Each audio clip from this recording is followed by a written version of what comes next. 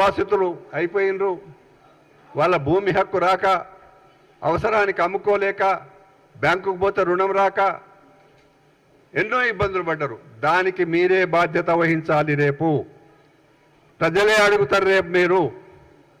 కాబట్టి పిచ్చి పిచ్చుల మాటలు, బాధ్యతారహితంగా ప్రభుత్వం పైన, క్యాబినెట్ పైన మీరు ఇష్టం వచ్చినట్టు నీవు మాట్లాడతావు. అక్కడ ఆయన జగదీశ్వర్ రెడ్డి అటు ఒక ఆయన, జగదీశ్వర్ రెడ్డి గారు, మీరు మీ జిల్లాలో ఎంత పేదవాళ్ల భూమి దురాక్రమణ చేసి మీరు ధరణి పేరుతో భయపెట్టించి మీరు కబ్జాలు చేసినరో ఆ నల్గొండ జిల్లా రైతాంగాన్ని అడిగితే తెలుస్తుంది.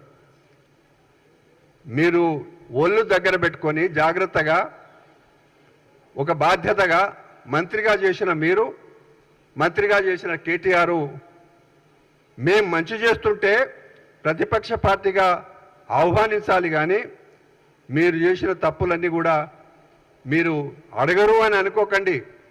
రేపు ఎప్పుడైనా జగదీశ్వర్ రెడ్డి బండారం కానీ, లేకపోతే కేటీఆర్ చేసిన నిర్వాకం కానీ, ముఖ్యమంత్రిగా కేసీఆర్ చేసిన నిర్వాకం కానీ మాకు సమయం లేదు. మేము ప్రజల క్షేమం గురించి, ఆర్థిక సాయం గురించి పనిచేస్తున్నాం. ఆ సమయం వచ్చినప్పుడు మీ చేసిన అక్రమాలన్నీ కూడా ప్రజల ముందు పెడతాము. మళ్ళీ మళ్ళీ చెప్తున్నాము, మీరు జాగ్రత్తగా మాట్లాడాలి. రైతులని భయాందోళనకు గురి చేయొద్దు, తప్పుదోవరి పట్టించొద్దు. కేటీఆర్ గారు, మీరు నిజంగా కోతల మాస్టరు. మా ముఖ్యమంత్రి గారిని కటింగ్ మాస్టర్ అన్నావు. కటింగ్ కాదది, వాస్తవంగా ఎవరికి చెందాలే, గత 6 సంవత్సరాలుగా ఎవరికి అందలేదు. ఇవన్నీ జాగ్రత్తగా తీసుకొని పోవడానికి మంత్రివర్గం ప్రయత్నం చేస్తే మా మీద నువ్వు పేర్లు పెట్టేది. బాధ్యతారహితంగా మాట్లాడితే మేము క్షమించం.